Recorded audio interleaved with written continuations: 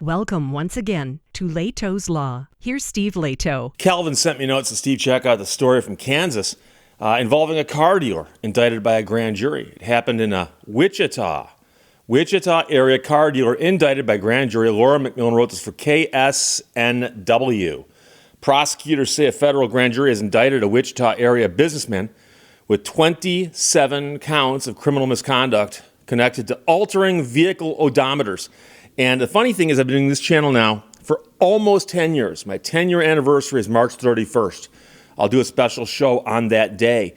And in the 10 years that I've been doing stuff with Lehto's Law, either the podcast or the videos on this channel, I've talked about odometers quite a bit because odometer tampering is still a thing. And I still get pushback from people who go, oh, no, Steve, with modern odometers, no one does that anymore.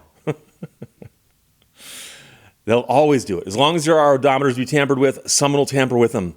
The U.S. Attorney's Office in Wichita says the man's 31 years old. He's of Derby.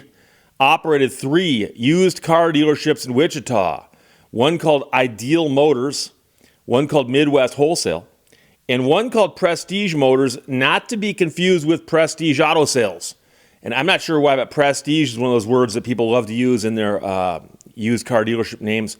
According to investigators in 2020 and 2021, the man purchased used vehicles in Kansas and Oklahoma, altered the odometers, and then used fraudulent documents to obtain titles from Kansas with the falsified odometer readings showing on those titles.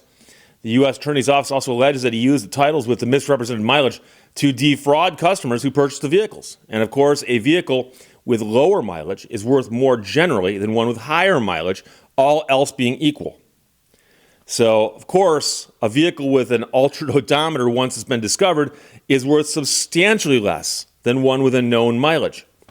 So the man's charged with 1 count of conspiracy to commit odometer fraud, 9 counts of odometer tampering, 7 counts of mail fraud, 9 counts of aggravated identity theft, and 1 count of wire fraud.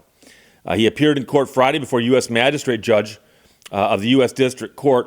Meanwhile, the Kansas Department of Revenue, Office of Special Investigations, and the U.S. Department of Transportation, National Highway Traffic Administration, and the Office of Odometer Fraud Investigation are investigating the case.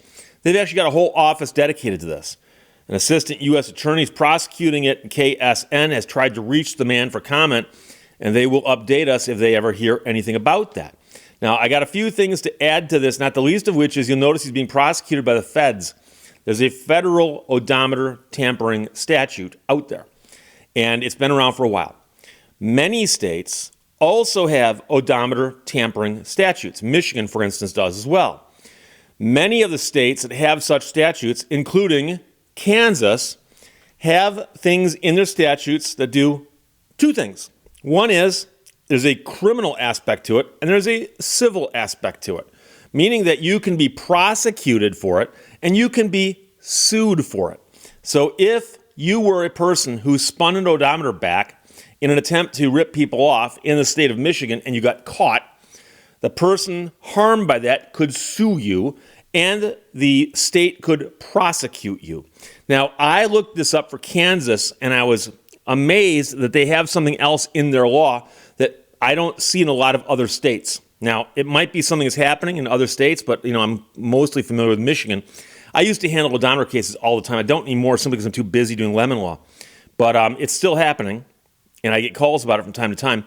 But it turns out that in Kansas, if you spin the odometer on a car and then sell it to somebody, that sale is also voidable, meaning that the person who bought the car from you can bring the car back and go, oh, I want my money back.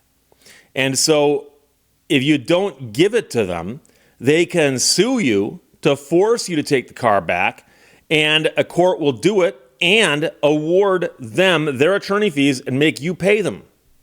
So it's interesting because that is almost like a third thing. It's actually just a different form of remedy under the civil side of the statute. But keep in mind that if you spin an odometer in Kansas, the feds can come after you. The state could come after you.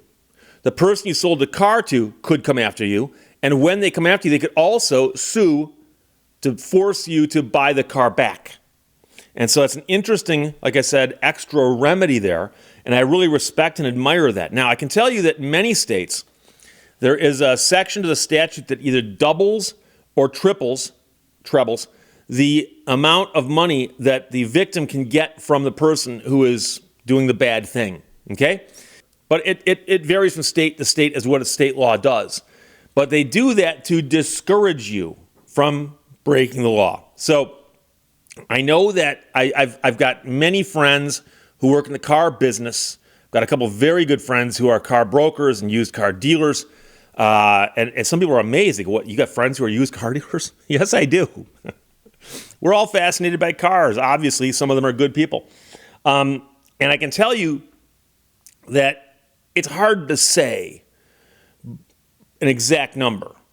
But as a thumbnail sketch, right, they'll tell you that if I said I've got a car, it's not a collectible car, it's not a rare sports car, it's just a car. The kind of car you'll see on Facebook Marketplace, you might see in the corner at a used car lot for sale. Just a car, okay? Just a car. That car with known mileage, if it's worth $10,000, unknown mileage is $5,000. Especially if it's unknown because the odometer's been tampered with. And as you might imagine, once it gets labeled as odometer tampered with, especially if Carfax picks that up and labels it in a way that people are on notice of it, it's difficult to sell a car like that. Because let's suppose the car's got 120,000 miles and someone spins it back to 40. Okay? 40 is low mileage. $120 is high. And again, well, it's not 40. It's unknown. It's been spun. That number's totally meaningless now. It could be 200. It could be 300. We don't know. And that lack of knowing is the biggest problem. It becomes an unknown. So odometer fraud is still a thing. And you need to keep in mind that there's a federal statute, and the feds are often the ones we hear about doing this, going after people for this. And quite often, someone will tip them off and say, hey, there's a dealer out there that's doing this. And they're doing it a lot. And they will come in, they'll investigate, they'll convene a grand jury, and they'll come back and say, yeah, we got this person here.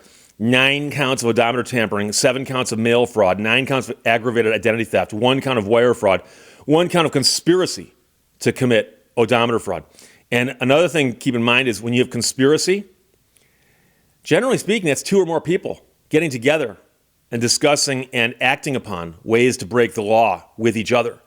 And so if I was a friend of this guy's and I'd worked with him on this, and I heard that there was a count of conspiracy, my first thought is, I wonder who they're going to drag into this, because they might drag someone else in.